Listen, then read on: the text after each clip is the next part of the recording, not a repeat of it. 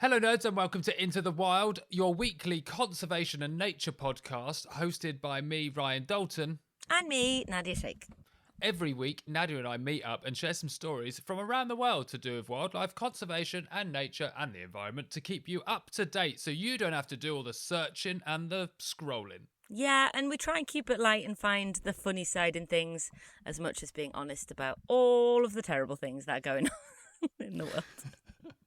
And what we'd also love you to do is whatever platform you're listening on, if you can, give us a review. And also, there's a link to a website in the write-up of every single episode, which is called coffee.com. If you go on that, you can donate money to us to help us keep doing what we're doing. Either a one-off donation or you can set up a monthly subscription. Anyway, let's get on with the show.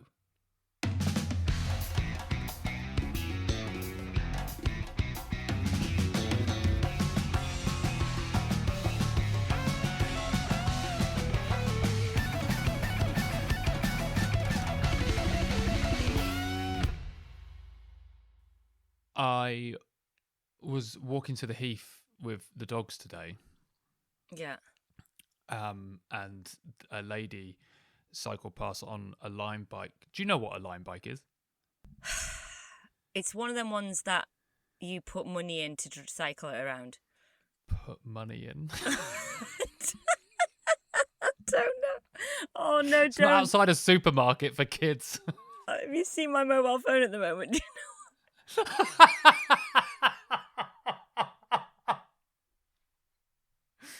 Okay, for the listeners, Nadia just picked up one of the biggest things I've ever seen, which is her mobile phone. It's a tablet that I'm using as a phone because I broke my phone. That was literally, I was watching Point Break and there was a scene where he gets his phone out. Anyway, sorry. So she was on a Lime bike because she'd put some money in it.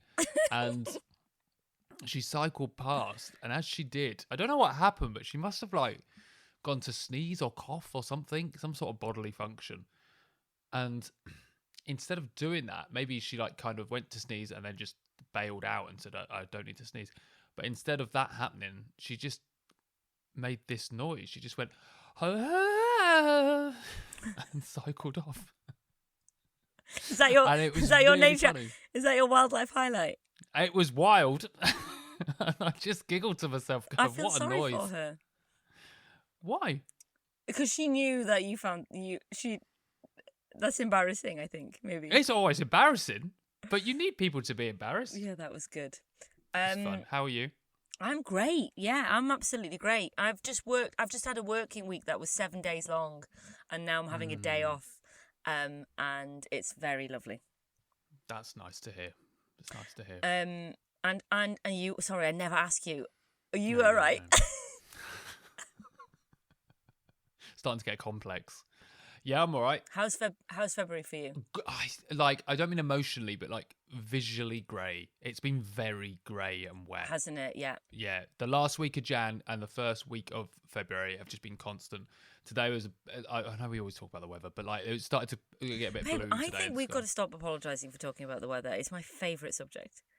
It is, but it's so English, isn't it? Yeah, I know it's very English, yeah. It's so English. But because we always conflate talking to about the weather, about how we're feeling. Because you asked me how I was, and the first thing I've said is how the weather was. I know, yeah. Yeah. But I guess it does impact your mood. It does impact your mood. That's why I'm going to Spain next week. Oh. Viva la España. I'm going to be so annoying when I do my nature highlight from Spain. You're only going to be annoying then? Look, let's go. Come on, let's just move on to nature highlight and see. Let's go to, well, this is the part of the show where we do nature highlights where Ryan, I guess, tolerates birds maybe for 1 hour a week. Yes, it's nature highlight time, the part of the show where Nadia describes the colour of something and says it's spiritual. Stop it. Let's go.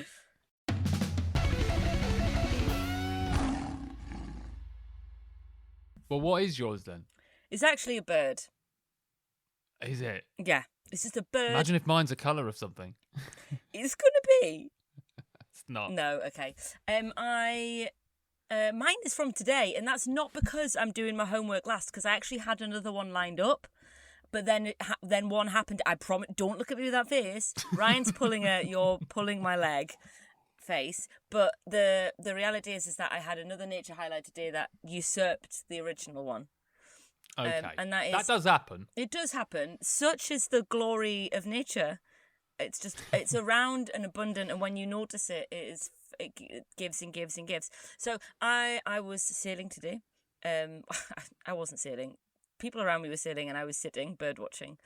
I don't know what that makes me. I don't know what that makes me. I didn't have a glass of champagne. You strike me as the kind of person that whenever you're on a boat, you're going to have like a glass of something. You know, this is the duality of me. I will always muck in and do hard work, but I will also drink champagne. And if ever there was like that's me in a nutshell. But That's you in a nutshell, yeah. Let's just say. Anyway, so bird watching from the boat, and really, really beautiful, like razorbill bobbing on the water in full summer plumage. Summer? Like in its non-winter plumage. Is that how it's divided? Just literally winter, summer? Yeah, so they've got like their autumn, winter plumage, and then they've got their spring, summer plumage. I don't know whether they say autumn, winter. I mean, look, it was like in its little... It was dressed proper. It was dressed proper. And it was just, sometimes every now and then you see a bird and you go, oh yeah, you exist. You are incredibly, like, beautiful in the face. Yeah, it's nice when you see them all plumped up and ready. Yeah, gorgeous. So it was a razorbill on the sea. How about you? That's nice. Yeah, thank you. Nice. And it wasn't spiritual. Wow. Could have been. What colour was the razorbill? It was black, like deep black velvet. Like very spiritual black. Come on, what did you do? I was trying to think of mine today about what I've been doing the last few days. And I think I had a few. There was a nice moment today. This isn't going to be my highlight, but there was a nice moment today where I was in the woods. And it was the first day where a bit of blue sky had happened, and there was a robin just above me in the tree, just singing. It was really nice to watch. It's always nice when you watch a bird sing. Watch a bird sing. So you can hear it, but then if you're really close to it and you're watching it sing as well, it gives it another dimension. It helps you learn the song better. Oh, does it? I've not done it enough yet, but it was nice. So that was a nice moment. But I think my favourite bit from the last couple of weeks has been seeing kestrels starting to gather to nest, and obviously corvids. I've really pissed about that. So we're just seeing the kestrels a lot. Yeah. They're just everywhere because they're flying away from. You hear the corvid, you look up, there's a kestrel there. And we're starting to hear the high pitch like of the kestrel, which is really nice. On Hampstead Heath, I saw about 4 today in different areas, which was nice. So yeah, babe, spring is in the air hard. It is. It really is. We also have some nature highlights that have been sent in from some listeners. This is a good reminder to say to everyone, if you ever have a nature highlight, which I'm sure you all do, and you'd like to share it with Nadia and I, you can email it to intowarpod@gmail.com, or you can DM us on social media. We love sharing them on the show. But we had one from Charlie, who emailed in to say their nature highlight was they saw their first yellowhammer in snowy Aberdeenshire. It brightened up an already beautiful day. Yellowhammer? Such a good bird. It's weird because you reacted like you'd never heard of one before. I was just processing all this information of like, oh my God, I love yellowhammers. Yeah. Anyway, nice, isn't it? Carry on. We've also had one from Claire, who's DM'd us to say she's been hearing lots of woodpeckers drumming away, getting ready for the sounds of spring, which is nice. Oh, I'm waiting to hear that. That's been on my list of things that I'm looking out for at the moment. It's nice, isn't it? That's lovely. It is nice. I do think yellowhammer wins everybody's. Oh, this is a thing now, is it? It's a new segment I'm doing where I pick the best nature highlight because obviously our enjoyment of nature should be competitive. Yes, absolutely. Well, no, it shouldn't, of course. It should be spiritual. Okay. Okay, let's move on with Nature News. Week 38 of Nature News. Let's see what this planet has got for Nadia and I this week. Let's go. Coming to you from Scotland. To London. And around the globe. Award-winning... What, really? Shut up. Conservation journalists Ryan Dalton and Nadia Sheikh bring you Into the Wild's Nature News. I'm not gonna lie, I struggled to find some stuff. Did you? Yeah, I don't know. I think my one. I'm not too interested in the story itself. Great. My one. All right, listeners, buckle up, as you say. Ryan doesn't care about his reporting. But I think there's a further conversation from this story I would like to have. So it's not the story itself. This is my equivalent of being spiritual about nature. It really is, isn't it?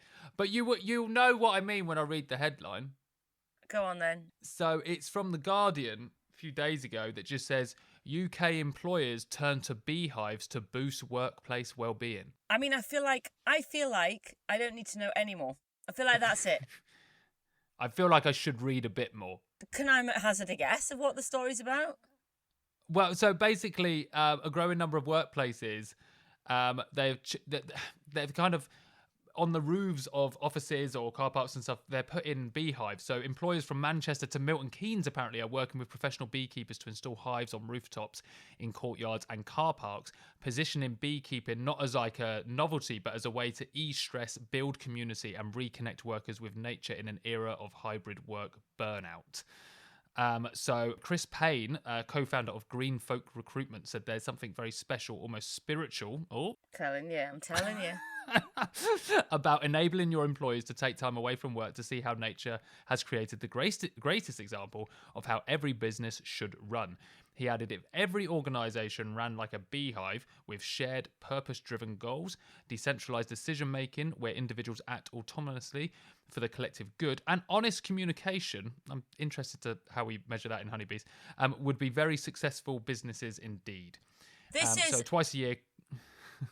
No, I'm sorry. This is the biggest pile of bullshit news story ever since the one about the University of Exeter studying gulls being deterred from chips.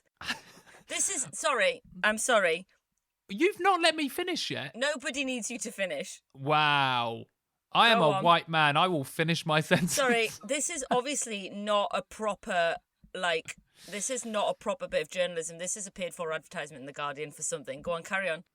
Well, no, the reason why it clocked my eye and I wanted to talk about it is because I agree. I don't know about that level of paid journalism. I don't care about that. What I more care about is the fact that we're again using honeybees and making sure we're giving to their environment on a mass scale to help people connect with nature. When if we're going to use rooftops of offices or we're going to use courtyards or areas of car park, why aren't we adding native plants or wild flora food for biodiversity where people from the workplace can connect with nature by going to sit and learn about the butterflies, the hoverflies, the wasps, the bees, the birds that all come down within that area? Why are we farming honeybees in order to get people to de-stress and ease? I think that's the conversation I was more interested in. That is a fair conversation, but let me tell you why, and let me tell you my conversation, which is how about having a 3 or 4 day working week? How about having workers' rights? How about having good pay? How about having work-life balance that's baked into our working system, as opposed to being oh, you've got burnout. Here, have some bees in the car park. Those things are important, Nadia, but let's not forget honey. And honey, for some reason, as well. And also, can I just say that, trying to, make it analogous, or, the metaphor of, if only you worked as hard as bees, basically under servitude of one individual, which is the queen, I guess. Yeah, I know. Either way, to say, if only our workforces were more like a honeybee hive where there's no individuality, there's no room for growth and earning more or having your own space, there's no ambition. It's just you make honey until you die for one. Look, I think... But Nadia, sorry, you are missing one point. They do have honest communication. Apparently, yes, when they waggle dance. How is that measured? Look, this, I would say, in our top 10, and we should have a ranking, most unhinged stories, this and your one about herring gulls being deterred by people going, get the crack off my chips as opposed to a robin singing. Let's not forget though, it has sparked a very good conversation betwixt you and I. It has, yeah, and it is frustrating that honeybees are farmed in the way that they're farmed. Yeah, and it is. You are absolutely right. There are a lot more ways to make your staff stop crying at their desks. Yeah, but how would corporate ink find a really good metaphor if they were doing solitary bees in a wildflower garden compared to honeybees? Yeah, can you imagine? Let's have a workforce like this where you are all freelance, self-employed. Oh, and live in a beautiful meadow with no toxins. No, and you quick, just get into farming. Oh my God, you're giving them notions. Don't give them notions. So I just thought, the link to the story is in the write-up of this episode, as they all are. Take a read of it, but I would urge, when you're reading this, really think about going, what are we doing here? Yeah. Like, when you start to hear these kind of, in my personal opinion, I'm sure Nadia will agree with me, these kind of things for me are greenwashy, because it's not diving deep enough into nature connection and getting people actually learning about biodiversity, and also giving back to nature in spaces that are usually wasted, like rooftops and courtyards and car parks and stuff. So there's huge opportunity. If every workforce did that, then that would be great, because these spaces exist anyway. But also, like Nadia said, you can improve workers' life through actually listening Having to social what these justice people and workers' want. rights. Exactly. So it was a funny story. That's why I wanted to bring it up and talk about it. And if you haven't joined a union yet or unionised, please do. Otherwise, your boss will do things like give you a beehive rather than a pay rise. You'll literally pay the bees more. Exactly. All right, so here's my first story of two. If we've got time for them, I don't think we will this week. But I thought this was interesting. And it's because last week, for the first time, so I live on a small island, as I go on about a lot, and many of you will know. And last week, for the first time, I noticed in Guildford Square, which is the little square in the middle of town, it's not big, there is now like an electronic advertisement board. And so, advertising what? Like things, I don't know, but like, look, listen, I live somewhere, no, shut up. So I live somewhere where I don't see advertisements. On a day-to-day basis, I'm not assaulted with advertisements, like billboards or, you know, things on the sides of buses. Like, I don't get that. I think complete injustice and grotesque encroachment on my like freedom and my ability to just exist in the world without being advertised to. And so I found it quite egregious and I found it quite frustrating, and I'm going to look into how I can smash it or not. It wasn't me. Like metaphorically smash it. Would you like me to edit that bit? No, I don't care. Yeah, so there is something around like our visual commons, like the commons, our rights to like common spaces without it being like completely extractive. So for us to just exist outside of the house in the world, in a way that isn't being treated as a commodity. Anyway, it's a really complex and interesting bit, and like intellectual commons and all these things. Like people can have there's different kinds of commons that we all exist in, and that capitalism kind of infiltrates. Anyway, Amsterdam this week. Amsterdam last week, actually, not this week.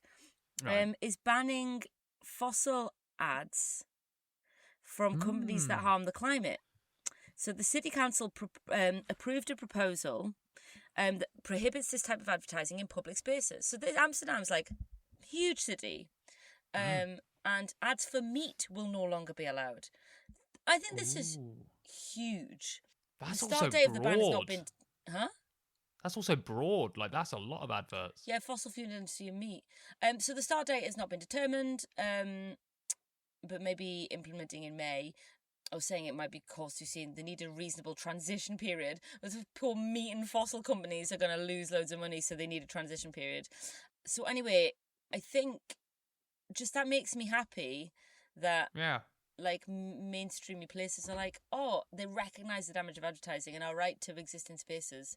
That we don't get advertised from fossil fuel companies. I think that's great. Yeah, I mean, again, it's one city doing something that's actually like could be a trendsetter. Yeah. But you know, once it happens and it works, let's just do more of that. Because you're right, actually, from someone that's I live in London, advertisement is everywhere, and it's not until you go somewhere without it that you realise how much it's in your face. It's interesting. There's a point here about critics highlighting the concerns about freedom of speech and potential for companies to face restrictions in promoting or competing with their products, even more sustainable ones. Part of me is just like, I think if we could like quantify in monetary terms, I hate doing this, the damage done by companies to the environment. And if it goes over a certain amount, we go, no, you don't get to advertise because you're damaging the planet in order to make profit. And therefore, you've lost your ability to have freedom of speech because you exist in such in the space of power because of your like wealth and hold over the planet. Like you've given up your right to just say what you want. And I think, there are certain roles, I think, like lawyers or like there are certain roles in society where it's like in that position, we need to accept that you can't behave like this or do this because you represent this for the public good. And then I also just think like, I don't think Shell has like freedom of speech. I mean, like, do you know what I mean? Also, the more I'm thinking about this, for any advert, who the fuck sees something on a billboard and then buys it? Have you ever gone for something because you saw it on a billboard? We've all done it. Is it not happening subconsciously? But you're maybe. Yeah, but you're like a super aware consumer. You are aware about what you buy. The most I would go for is like if I saw a film on something and I thought, oh, that looks cool. Yeah, but you might see like a cold like drink, and then 2 days later be in the shop and see like a cold can in the fridge and think, and that's just been percolating away in the background. No, I'd drink anyway. You just drink Guinness. I just drink. I don't need a billboard to say have a beer. I'll have a beer. But if I did see a billboard with a really cold beer on a hot day, I would go to the pub. Yeah, fair. Yeah. And just because it's not for you doesn't mean it's not working on other people. Also, where are all these billboards with meat on? Well, no, I'm thinking like it'll be like McDonald's burgers and yeah, things. Yeah. It's not like eat pork. No, but there were those whole like buy British, like meaty posters. Yeah, all those meaty posters. Yeah, but the meat lobby's always been like eat meat. You need protein. Yeah. I wonder what the honeybees do. Maybe we should do what they do. I saw a funny Instagram meme today, which was like, the peer pressure I get as an adult to eat protein is more than the peer pressure of anything as a teenager growing up. Totally. And it's true. Anyway, that's my story. That I like the fact that Amsterdam is seeing its common spaces, public areas. We have a right to not be exposed to damaging companies. Absolutely. Okay, so what's your little quick bit for the week? This is a little story about an NGO. I think it's a Dutch NGO. Yeah, the Ocean Cleanup. It's about cleaning up plastic from the oceans. Okay. And its end of year summary said it removed more than 25 million kilos of plastic waste in 2025 alone. This data raises its cumulative capture of more than 45 million kilos since the start of operations. But what I think's interesting is this little stat in the article. Get this, Ryan. They realised that the best way to clear plastic from the oceans is to stop it getting in the oceans in the first place. I mean, no shit. No, wait. I'm not following that. I don't understand. What do you mean? We don't put it in the sea? Yeah, exactly. It's like Mad. The best way to deal with a cold is to not get a cold. But according to research by the Ocean Cleanup published in Science Advances, 1,000 rivers account for nearly 80% of global emissions of plastic waste into the ocean. So 1,000 rivers are transporting 80% of the plastic waste into the oceans. The proportion is equivalent to about 1% of the planet's river courses. So they are deploying river interceptors designed to capture waste before it gets to the mouth of the river and then goes into the ocean. And I think that's really cool. That is really cool. It's really clever. I also like the way that's preventative. Because, well, it almost sounded like we were blaming the rivers. these bloody rivers. I know. All this time you've been blaming Coca-Cola, but actually the river's just pumping plastic. It's creating plastic and pumping it in. That is really cool, though. Yeah, it's also just like, it sounds really obvious. Like, do you know what I mean? It's like, oh, wait, this going via the river. Maybe we should just stop at the river, at the source. Let's go for the source. I know. Which well is obviously done on not the Dutch source. there. Well done. Good old Dutch helping us out. Well, that was a good week of news around the world. Some nice positive stories. Yeah, no, it was good. I enjoyed it. I mean, it is a quiet time, I think, for wildlifey stuff. You wait till spring hits. There's a lot going on in our government at the moment. There's a lot going on. It's almost like nature and the environment is probably going to be low down on the agenda at the moment. I feel like a lot of people are just waiting for their names to turn up in a certain amount of files. I don't know. We're on tender hooks at the moment for our government. So let's see how that pans out. But it's good to see other European countries doing some great stuff, and also good to know that workers are being treated like honeybees in the UK, at least. Yeah, and if they're not, they're also being encouraged to behave like honeybees. Yes, so we just remember that honest communication, just like a honeybee. Well, nerds, thanks for tuning in to week 38 of Nature News. We'll be back next week. We'll also have episode 2 of Lost in Sri Lanka coming out in very early March, first Wednesday of March. If you haven't listened to the first one, grab your binoculars, it's called. It is available right underneath this episode. It was a wonderful first episode from the series where we look at wildlife tourism and we hear from people on the ground to look at the complexities, what can go wrong, but what also can and is going very right in areas of Sri Lanka.